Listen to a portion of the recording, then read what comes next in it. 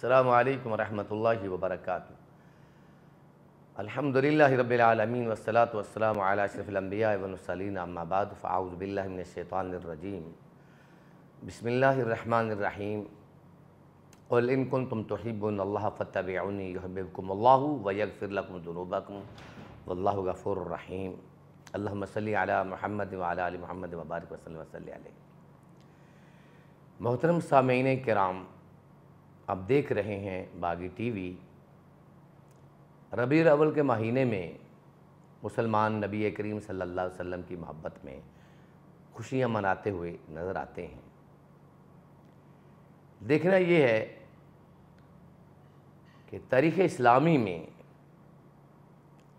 رسول اللہ صلی اللہ علیہ وآلہ وسلم نے اپنی پیدائش کی خوشی کس طرح منائی۔ تو حدیث میں آتا ہے، رسول اللہ صلی اللہ علیہ وسلم فرماتے ہیں، میں پیر کے دن کو پیدا ہوا، میں پیر کا روزہ رکھتا ہوں۔ روزہ رکھنا اور اس کے سوا کوئی اور عمل ایسا وہ حدیث سے نہیں ملتا کہ رسول اللہ صلی اللہ علیہ وسلم نے اپنی پیدائش کی خوشی منائی ہو۔ جہاں تک تعلق ہے محبت رسول کا، تو یہ ہے ہر ایک مسلمان جو ہے وہ نبی کریم صلی اللہ علیہ وسلم سے محبت کرتا ہے۔ لیکن محبت کی جو علامات ہیں، محبت کا جو معیار ہے، اور آپ کی آمد کی یا ولادت کی خوشی کا منانا جو ہے، وہ ہونا چاہیے جو اللہ نے نازل فرمایا ہو، جو رسول اللہ صلی اللہ علیہ وسلم نے بتایا ہو۔ دیکھیں، صحابہ کرام رضی اللہ تعالیٰ عنہم اجمعین قرون اولیٰ کے لوگ ہیں، اور حدیث میں آتا ہے، خیر القرون قرنی ثم الذین یلونہم ثم الذین یلونہم، بہترین زمانہ میرا زمانہ ہے، پھر اس کے بعد والا زمانہ، پھر اس کے بعد والا زمانہ۔ 3 زمانوں کا ذکر کیا ہے، اس میں آپ اور صحابہ کا، پھر تابعین اعظام کا، پھر تبع تابعین کا۔ یہ بہترین خیر القرون، بہترین زمانہ، تقوی والا، عمل والا، قرآن و سنت کے اوپر چلنے والے لوگوں کا زمانہ۔ اس زمانے میں اس طرح کی خوشیاں منانے کا تذکرہ رسول اللہ صلی اللہ علیہ وسلم کے زمانے میں، صحابہ کرام رضی اللہ تعالی عنہم اجمعین کے زمانے میں، تابعین اعظام اور تبع تابعین اعظام رحمۃ اللہ علیہ اجمعین کے زمانے میں نہیں ملتا ہے۔ مسلمان نبی صلی اللہ علیہ وسلم سے محبت کرتا ہے، یہ اس کے ایمان کا جز ہے۔ رسول اللہ صلی اللہ علیہ وسلم سے جب تک محبت نہ ہو، ایمان مکمل نہیں ہوتا۔ لیکن ایمان کے تقاضے کیا ہے؟ ایمان کا تقاضا یہ ہے کہ قرآن کہتا ہے، لِتُؤْمِنُوا بِاللَّهِ وَرَسُولِهِ، میں نے اپنے نبی کو شاہد، مبشر اور نذیر بنا کے بھیجا تاکہ تم اللہ کے اوپر بھی ایمان رکھو اور میرے نبی صلی اللہ علیہ وسلم کے اوپر بھی ایمان رکھو۔ آپ کے اوپر ایمان رکھنا کیا ہے؟ کہ آپ کی باتوں کو حرف آخر سمجھو، اس پہ پورا یقین کرے کہ اس کے اوپر عمل کرنے سے میری نجات ہے، میں دنیا میں بھی کامیاب ہو جاؤں گا اور آخرت میں بھی میں کامیاب ٹھہروں گا۔ اور قرآن کہتا ہے، انما المؤمنون الذین آمنوا باللہ ورسولہ ثم لم یرتابوا، مومن تو صرف وہی لوگ ہیں جو اللہ پر اور اس کے رسول صلی اللہ علیہ وسلم پر ایمان رکھتے ہیں اور پھر اس میں شک نہیں کرتے۔ تو ایمان پہلا حق ہے۔ دوسرا حق کیا ہے؟ رسول اللہ صلی اللہ علیہ وسلم کے ساتھ محبت کرنا، یہ ایمان کا جز ہے۔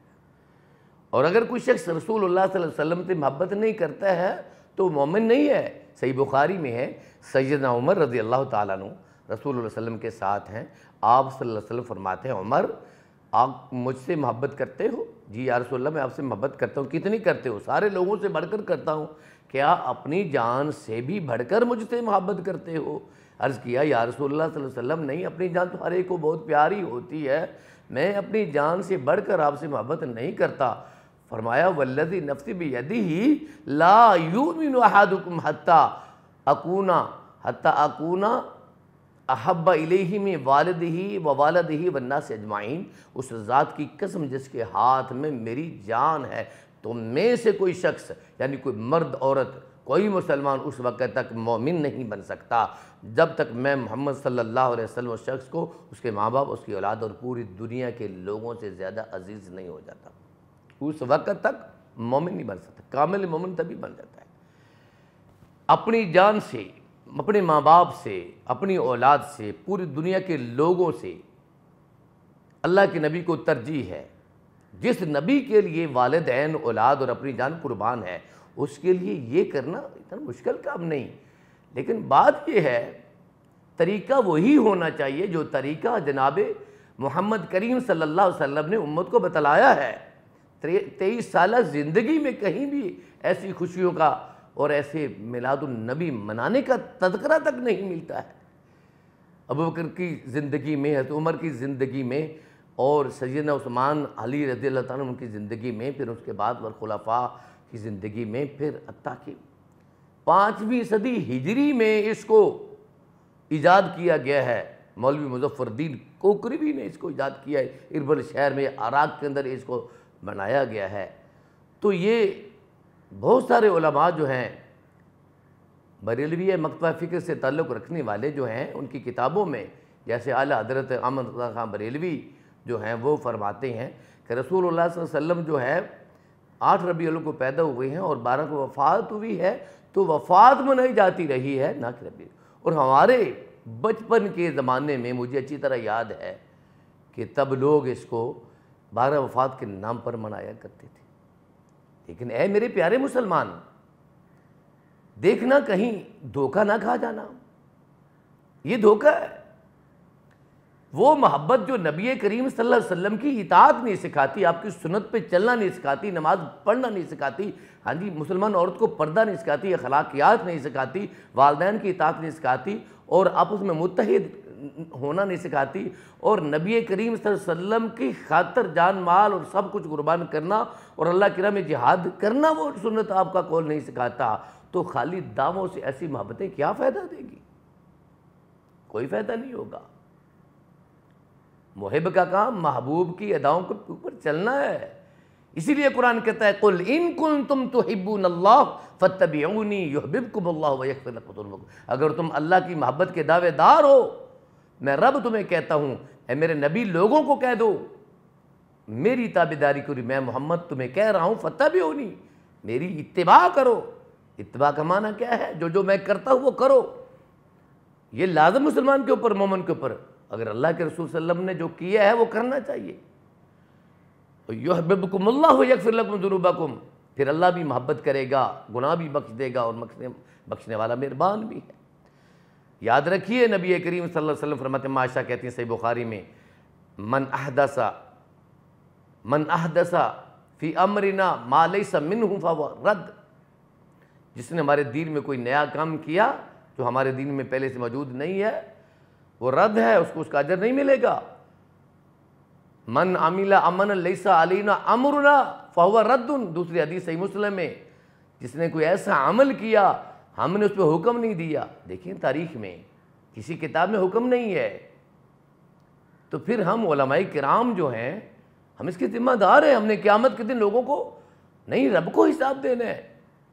جو لوگ ہمارے کہنے پر ایسا کرتے ہیں، اور دیکھیں توہین امیز نعوذ باللہ من ذالک ایسی خرافات، جیسے مثلا نبی کریم صلی اللہ علیہ وسلم کا روزہ مبارک بنانا اور پیش، اور پھر کیک بنا کے، اور پھر بیت اللہ بنانا، اور پھر چھریوں کے ساتھ اس کو کاٹنا۔ ارے مسلمان، تیری عزت، تیری غیرت ایمانی گوارا کیسے کر لیتی ہے؟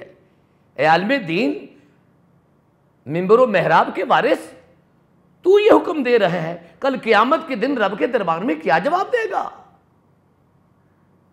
میں مؤدبانہ درخواست کرتا ہوں معذرت کے ساتھ، دیکھیے آپ امت کو اصلاح کی طرف لگائیے۔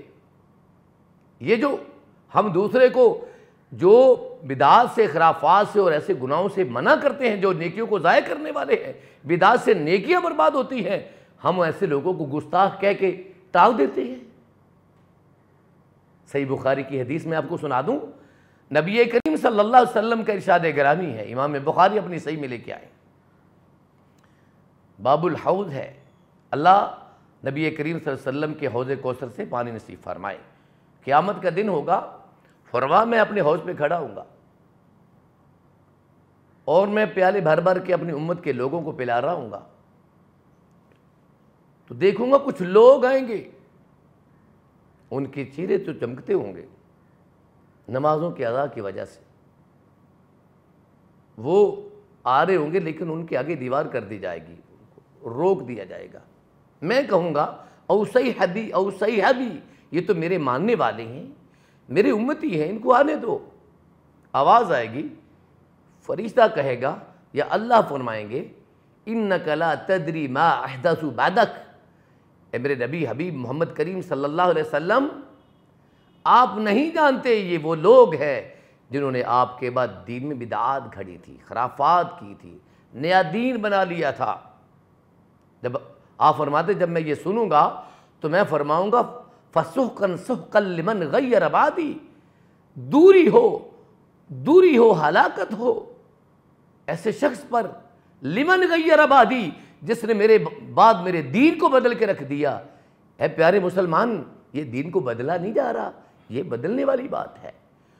جو مکے اور مدینے میں نازل ہونے والا دین آج بھی وہاں پہ موجود ہے، کہیں بھی ایسی خراب نظر نہیں آتی ہیں، کہیں بھی نظر نہیں آتی ہیں۔ کیا ان لوگوں کو، صحابہ کرام کو اور پھر ان کے بعد آنے والے تابعین محدثین کو اللہ کے نبی سے محبت نہ تھی؟ اور معاف کیجئے گا، یہ جملہ بڑا غلط ہے جو ہم لکھتے ہیں بینروں کے اوپر اور کہتے ہیں کہ سوائے ابلیس کے جہاں میں سبھی خوشیاں منا رہی ہیں۔ اس کا کیا معنی ہے؟